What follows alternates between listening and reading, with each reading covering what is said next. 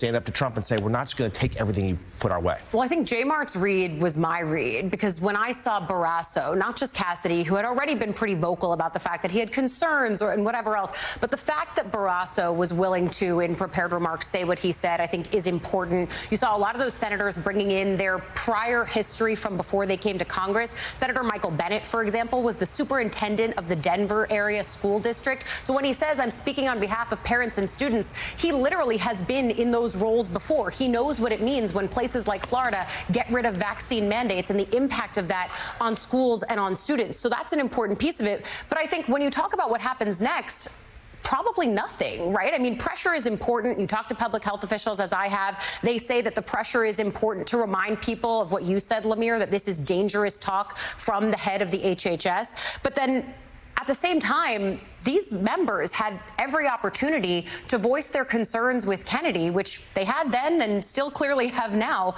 by not voting for him. And they all ultimately fell in line. And that's where the politics and the public health are so inextricably linked here. The other politics piece, I think, that is important when we consider the role of RFK Jr. and why he was able to carve out such a plum role, as J Mart detailed, it's because the Maha coalition is a sort of weird coalition within MAGA that does stand as the reason why Trump, even on his signature achievement of Operation Warp Speed, does tend to waffle. Even in Truth Social post this week saying, yes, I thought it was effective, but the pharmaceutical companies should show why it was effective. He's waffled on this before, and it's because RFK controls a pretty important sect of the MAGA base, politically speaking. Yeah, and Willie, we have seen President Trump on a number of occasions really cater to the fringes of his political base. He doesn't necessarily need them, but he's worried about alienating them. They're small, but they're loud.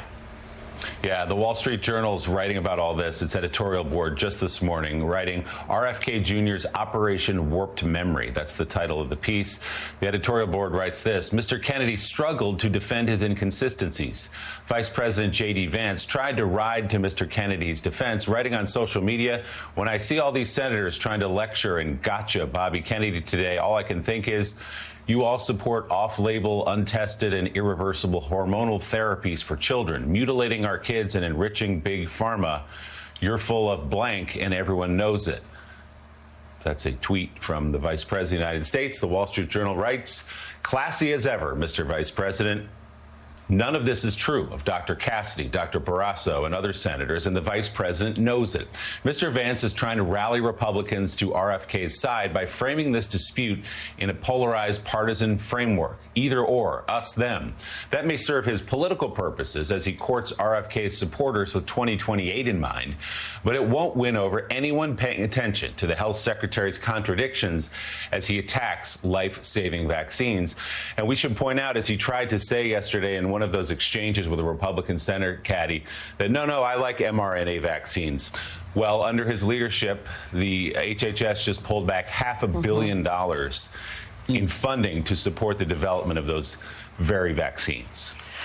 I mean, in some ways it was a frustrating hearing because you had a lot of slipperiness going on, right? You had the secretary saying that he supported mRNA while we know he's doing something else. He's saying that, yes, COVID vaccines will be available to everybody, but also saying at the same time, but it's not recommended for certain people who are healthy, which then means that they may not be available in pharmacies, insurers may not have it. So I think that you heard some of that frustration from the senators who felt that they were hearing one thing when another thing was being done. But I agree with J Mart and Ali. The most important criticism was from Senator Barrasso, who is close to the vice president, who is close to the White House. He would not have been out there freelancing. And for him to use that platform, I mean, it's so rare for him to step out of line against the White House, for him to decide to use that platform.